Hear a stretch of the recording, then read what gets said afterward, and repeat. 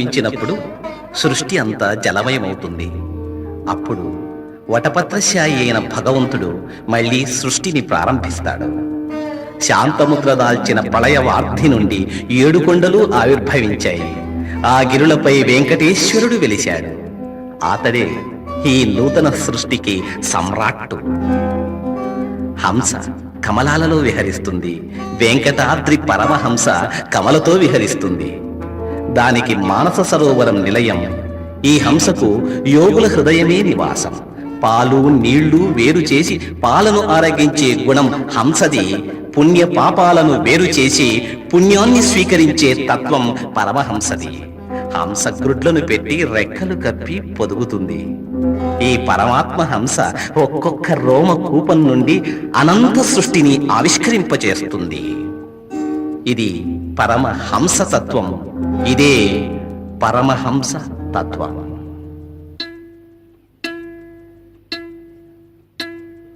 దిబ్బలు వెట్టుచు తేలినదిదివో ఉబ్బు నీటిపై ఒక హంస, ఉబ్బు నీటిపై ఒక హంస.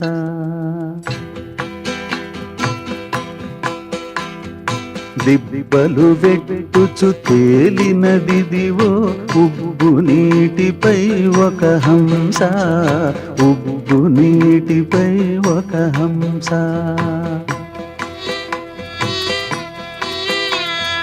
దిబ్బలు వెట్టుచు తేలినదిదివో ఉబ్బు నీటిపై ఒక హంస, ఉబ్బు నీటిపై ఒక హంస.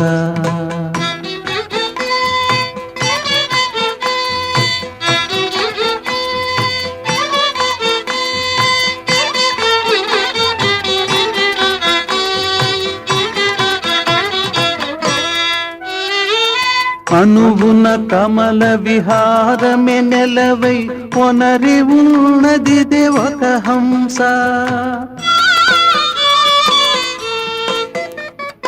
అనువున కమల విహారమే నెలవై ఒనరి ఉన్నదిదే ఒక హంస. మనియడి జీవుల మానస సరసుల ఉనికి ఉన్నదిదే ఒక హంస. మనియడి జీవుల మానస సరసుల ఉనికి ఉన్నదిదే ఒక హంస, ఉనికి ఉన్నదిదే ఒక హంస. దిబ్బలు వెట్టుచు తేలినదిదివో ఉబ్బు నీటిపై ఒక హంస, ఉబ్బు నీటిపై ఒక హంస.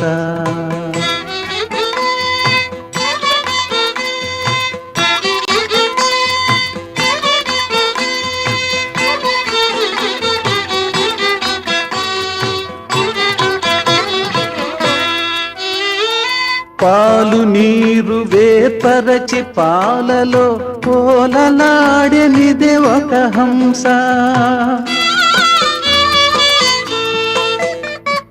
పాలు నీరు వేర్పరచి పాలలో పోలలాడెనిదే ఒక హంస.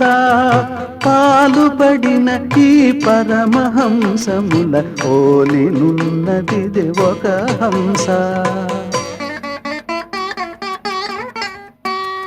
పాలు పడిన ఈ పరమహంసముల ఓలినున్నదిదే ఒక హంస, ఓలినున్నదిదే ఒక హంస.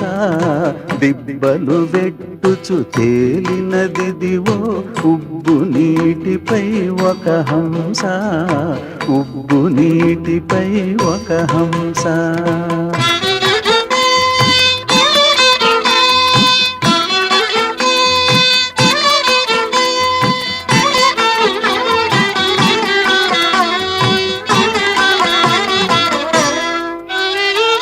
కడవి రోమరంధ్రంబుల గ్రుడ్లను ఉడుగక పొదిగినొక హంస.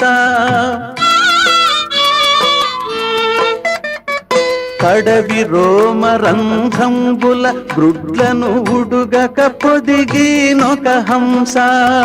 కడువేడుక వెంకటగిరి మీదట ఒడలు పెంచెనిదే ఒక హంస. కడువేడుక వెంకటగిరి మీదట ఒడలు పెంచెనిదే ఒక హంస, ఒడలు పెంచెనిదే ఒక హంస. దిబ్బలు వెట్టుచు తేలినదిదివో ఉబ్బు నీటిపై ఒక హంస, ఉబ్బు నీటిపై ఒక హంస.